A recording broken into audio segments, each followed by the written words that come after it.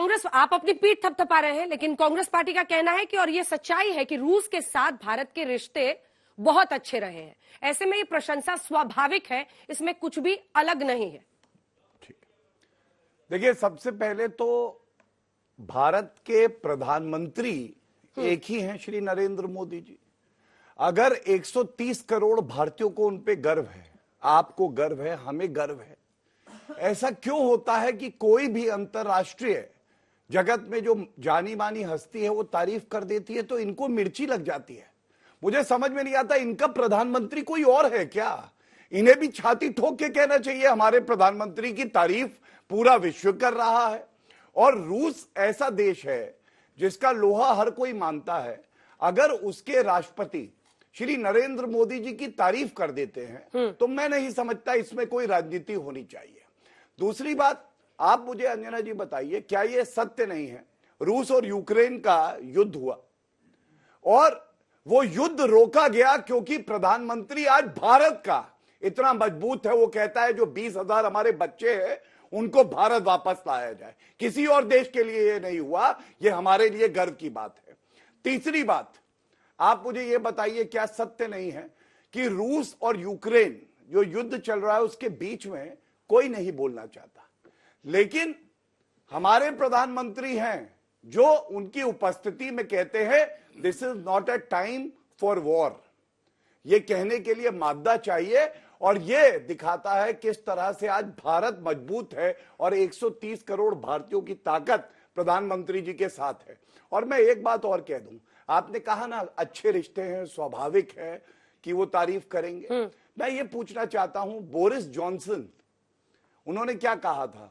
One world, one सन, one grid, one Modi.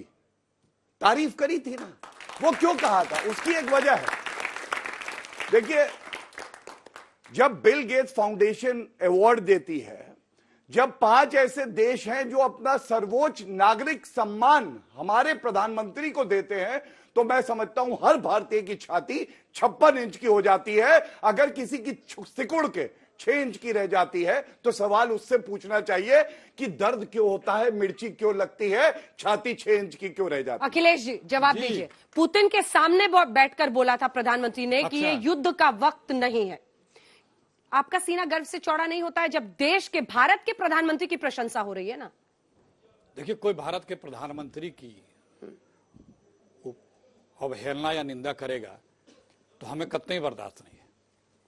ये तय है, कोई भी मेरा प्रधानमंत्री होगा, किसी भी देश के लोगों को किसी भी प्रकार के, हम अपने देश के प्रधानमंत्री की कोई भी निंदा नहीं सुन सकते, ना बर्दाश्त कर सकते। बड़ाई पे खुश होंगे कि नहीं? लेकिन नाक ऐसे नहीं पकड़ेंगे, इधर से लाइए। जब बड़ाई होगी या कुछ और भी बात होगी तो हम गुण दोष के आधार पर व्याख्या करेंगे। बहुत लोग एक दूसरे के बिना बात में भी तारीफ करते हैं, उसमें कुछ तथ्य है कि नहीं, ये हम जरूर देखेंगे। अगर रूस के कोई प्रधानमंत्री बोल दे रहा है, कौन किस राष्ट्राध्यक्ष के खिलाफ बोलता है?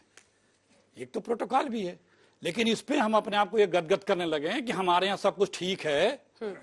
जब आदरणीय मोदी जी ने कहा था, जब चीन घुसा था हिंदुस्तान में, अभी भी बैठा हुआ है, कहा था ना कोई घुसा था, ना घुसा हुआ है, ना घुसा हुआ है अभी, तब सबसे ज्यादा बड़ाई चीन ने की थी मोदी जी की। ये याद है कि नहीं आपको?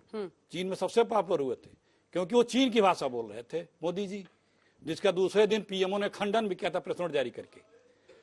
तो अब चीन हमारे सरहदों पे बैठा पड़ा है, रोजाना वो बंकर बना रहा है, आवास बना रहा है, कॉलोनियां बना रहा है, तमाम अपनी सेनाएं खड़ी कर रहा है, रोज एक एक चौकी अंदर आता जा रहा है।